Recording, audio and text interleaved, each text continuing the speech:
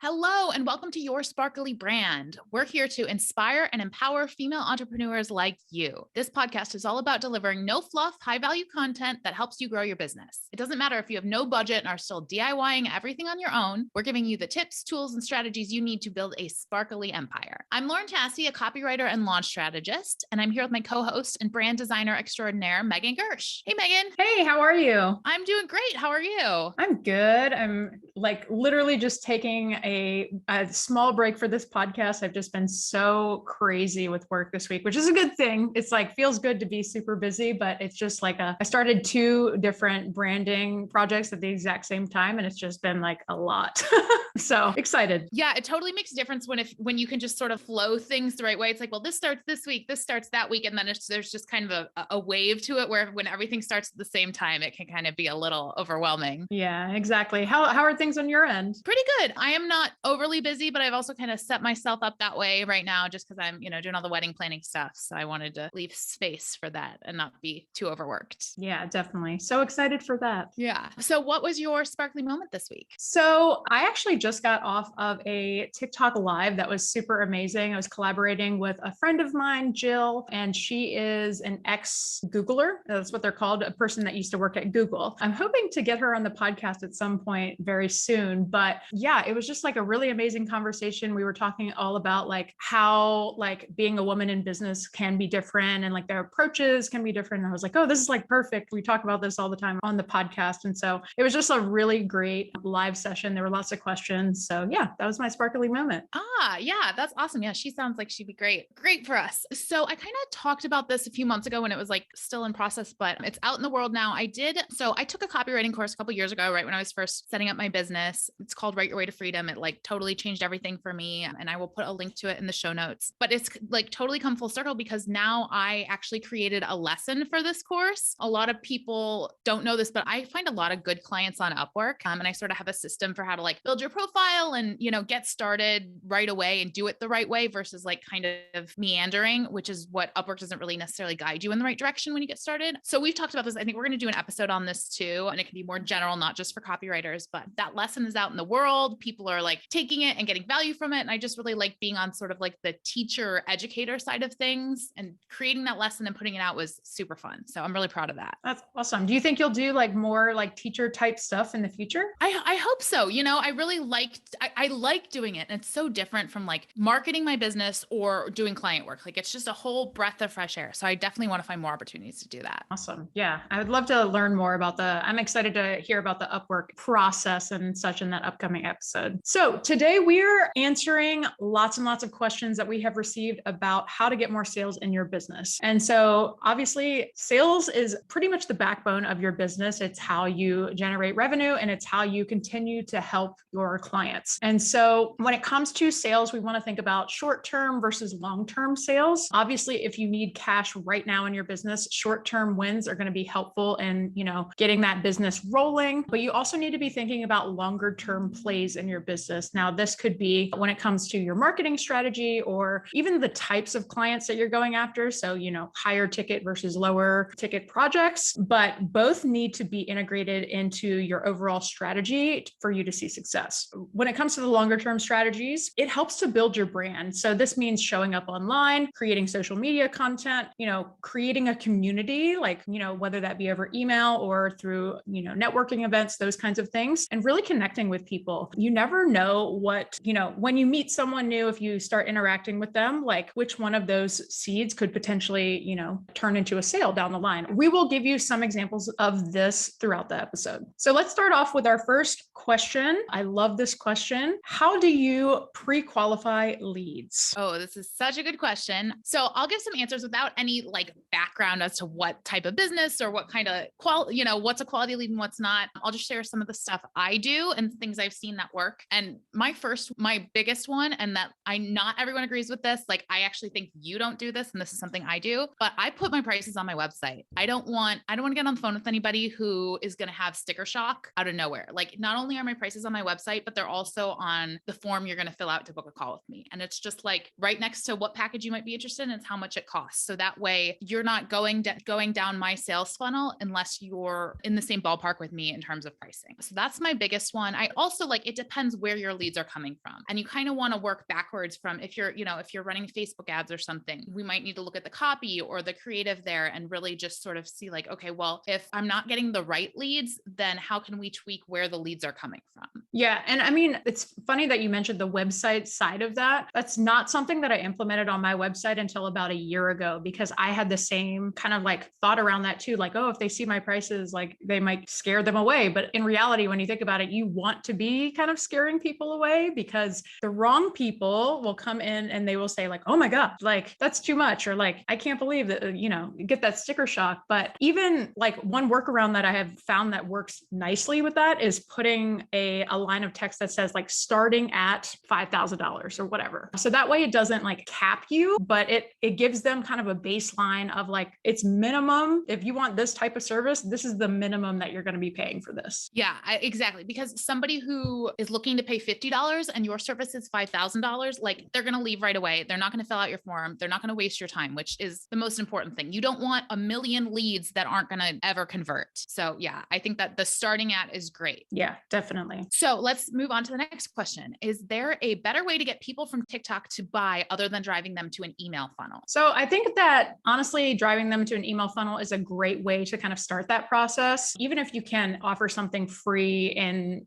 like as a kind of like intro offer, maybe that's a checklist, maybe that is 10 ways to style this scarf or something like that, where it's like style tips or, some kind of freebie that you can offer them just to get them on that email list, because it's going to be helpful. I mean, ultimately, I think it's going to come down to people on TikTok are very visually driven. And so when you can deliver value to them in a visual way without being hard selly, I think that if you have a good product, it's going to be really, really easy for you. If you can explain the benefits of that product, like how am I going to feel? Like what kind of ambiance is this going to create? Like, what type of person am I, if I'm moving toward, some kind of avatar, if I want to be like, let's say I want to be a bodybuilder, right? Like if I'm trying to get there, how is this product going to help me get there? Yeah. And I think the thing about email funnels, it's not necessarily that you have to set up an email funnel in terms of like the sale has to happen through the email or that's where the relationship has to happen. It's just that once you get that email, you then have that direct contact to the person. If TikTok goes down for the day and you don't have a way to contact them, you don't have a way to continue building the relationship. So that's just why so many funnels include email somewhere, is just because then you have that, personal connection. You show up in their inbox, you can, continue to sell to them, continue to build that relationship, whether or not you're using a social platform. Yeah. One thing I will add too is like a lot of people are not utilizing the strategy of going live. And so going live on your social media, especially TikTok, is like a great way to really connect with your audience, answer their questions in real time and have a conversation with them one-on-one. This is like access to you that they normally wouldn't have.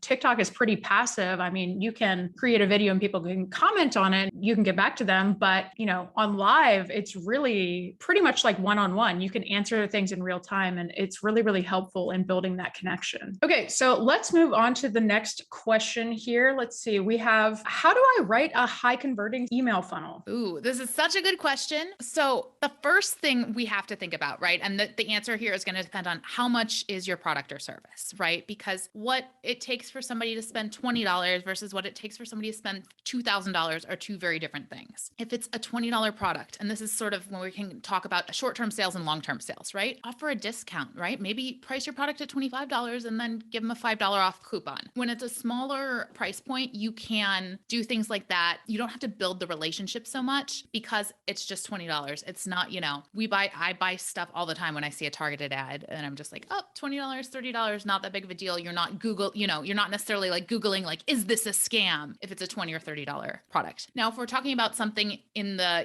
hundreds or thousands of dollars range, you need to do some relationship building in your sales funnel. Again, depending on if it's a product, if it's a service, it just depends on what your business is, but it all comes back down to like knowing your customer and your ideal customer and really writing to them and talking, getting inside their head and think about like what's keeping them up at night. What problems can your product or service solve? If it's a busy mom and she just can't, she's so stressed and she just, really needs coffee or something. And you sell coffee and you can like, get really specific into like what, the baby's up at 4 a.m. and you got to feed. And then you just need that jolt of caffeine to get you through the day. So it's getting specific and it's speaking directly to them and not sort of speaking in broad terms like, hey, moms, buy some coffee. It's like that baby's keeping you up all night and you just need to enjoy that fresh cup of organic brewed coffee in the morning. So getting specific is really one of the best ways to increase conversions. Anything to add? I think one of the best, so full disclosure, Lauren and I have worked on a email funnel of mine together because she is, of course, a copywriter. And one of the best tips that you gave me during that process was to talk about your client or customer more than you talk about yourself. And this is something that, of course, we say all the time in marketing, but I think when you are writing your own stuff, it's like it's easy to forget when you're,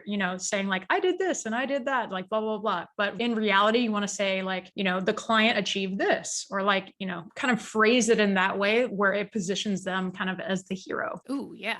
That's such a good one. I also, it's the same in terms of like your email sales funnel. It's the same things you want on your website, or you want, in any sort of sales situation, you want testimonials and reviews as social proof. You want, them a little bit that they can get to know you. If you think about a sales page or something like that, it's like what elements are on there that we can also work into the sales funnel. And again, if it's a $20 product, maybe it's just like a quick snippet of a 5-star review. If it's a $2,000 product, then maybe it's a whole story about how a client, achieved this while working with you. So it just, it depends on what you're selling. Okay. The next question is, any advice on getting conversions up from going viral on TikTok? We had so many website visitors and I would have hoped that we would have gotten more sales. Oh, this is such a good one for you. Yeah. This is something that I hear endlessly and that people ask me about all the time. So just because you have a viral video on TikTok doesn't mean that you're going to have a bunch of sales. There are so many different factors at play. My first question to you would be, was the viral video relevant to your business, or was it a personal piece of content? You're walking your dog and something funny happened. Like people post all kinds of TikTok content, especially when they're trying to mix in some like personal content with their business. So if it was a piece of personal content that maybe went viral, it might just be one of those things where you kind of just have to like have that viral moment and just let it go. However, if it was a piece of content that related to your business, related to your product that went viral, and you're getting lots of traffic to your website and no one's buying, I would probably say that that is a website issue. There's lots of different things that can break customer trust on a website. We talk about them a lot on the podcast,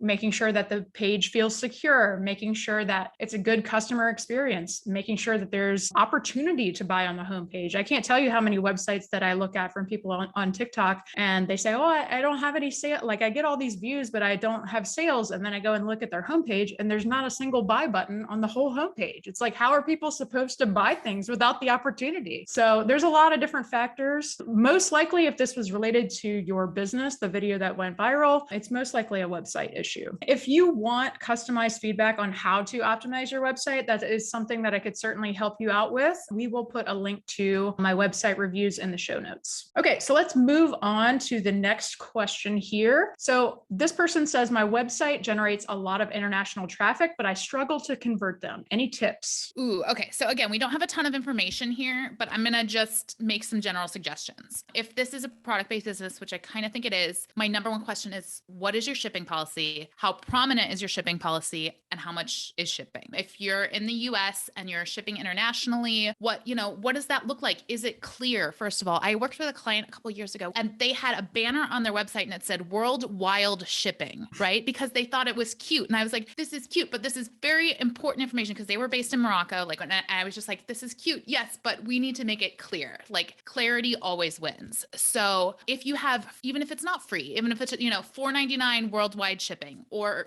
we ship anywhere. It's interesting how many people still ask that question, even though so many businesses can ship anywhere. When I was selling out handmade products on Etsy, I shipped anywhere. It's so easy, but you need to make that clear because if you're a US based business and you are shipping anywhere, just let people know, have a shipping policy page that you link to in the footer. I've been shopping for a lot of stuff online these days, and you'd be surprised how many places don't have that. And I'm like, to me, honestly, that's a trust thing, right? If I scroll down and like as somebody who knows how websites are laid out and there's not a direct link to a shipping policy and a return policy page, I'm gone because I don't know and I can't find that information. So that I would really examine what your shipping policy is and make sure that it's clear. And if you can offer free shipping or reduced shipping, that's great. Work it into your prices. Unfortunately, people just kind of expect that these days. That doesn't mean you have to pay for it.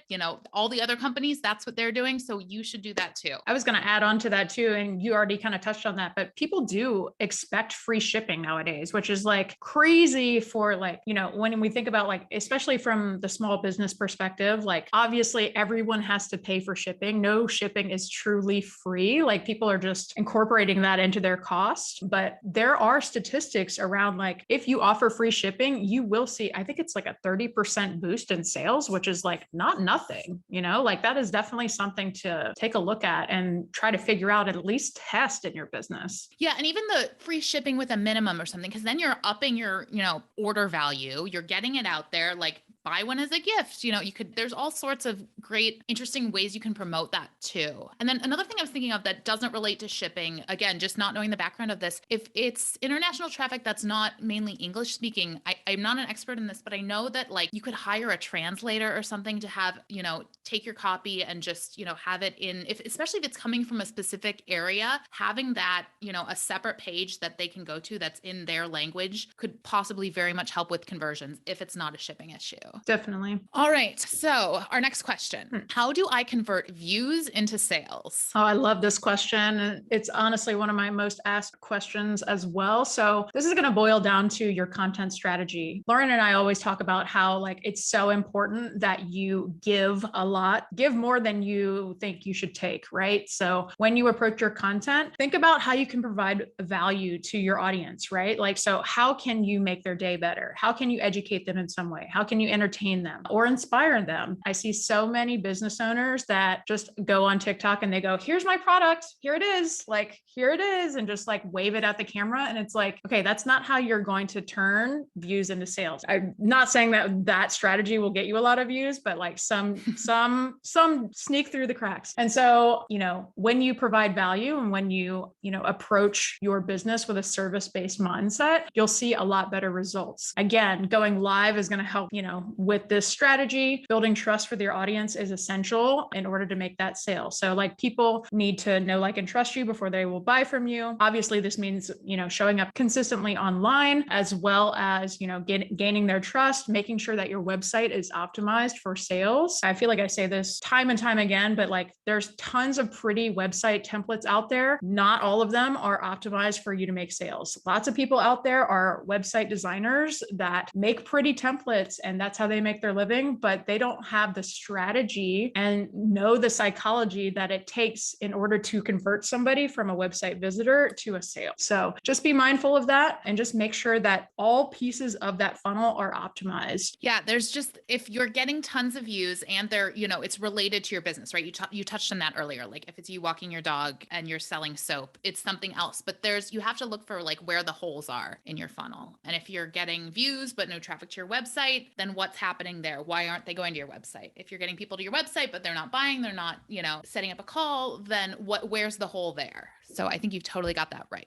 Awesome. So let's look at the next question. Let's see. Is the Shopify ShopPay checkout option a good idea when it comes to Instagram and Facebook? I love that this is a very specific question. So I have experience with Shopify. I had my own Shopify store for a while. This was years ago. Things have changed a lot. I did Google this, so I made sure I know what I was talking about. But the short answer is yes. This is anything that makes it easier for somebody to buy from you, we want to do 100%. And it is my understanding that the Shopify ShopPay app makes it so people can shop your store without leaving Instagram or without leaving Facebook. And they can, I personally, again, as somebody who's been buying a lot of stuff online lately, I use it all the time. I haven't actually completed a purchase that way, but I do really appreciate being able to look at how much something costs without leaving Instagram. Because before this was a feature, I think it's been a feature for about a year, you would have to go to the business's website to see how much something costs unless they made it clear somewhere. But now I can just, view shop and see the price. You can see what's on sale. You can browse by different, dresses or whatever you're looking at. White dresses if you're Lauren. And it just becomes super easy. And not having to leave Instagram app, there's less of a load time, just less friction to make that sale. So I say use it 100%. Yeah. And from someone who has used the ShopPay option a ton, I can tell you that has been the deciding factor on whether I buy something or not, because I know that this is going to take me, a couple of seconds versus a few minutes, to check out, which makes it sound like I'm very lazy, but like, honestly, that is the decision process that like happens like when you are deciding to buy something. It has to be easy and frictionless for the customer. And so I personally love ShopPay because it just makes it like 2 clicks or something. It's so easy. And I think it also like pre-fills your information too, Yeah. right? Yeah. Yeah. So it's dangerous on the consumer end, but yeah. All right. Well, that's all the questions that we have for today. We honestly received a bunch of questions, and this was not all of them. So we will be doing another part 2 to this mini series, I guess, but we will be answering more of your questions in the next episode. we hope you got tons of value from this episode. If you learned something that's going to help your business grow, please leave us a 5-star review so our podcast can grow too. Thanks so much for listening. Until next time, stay sparkly.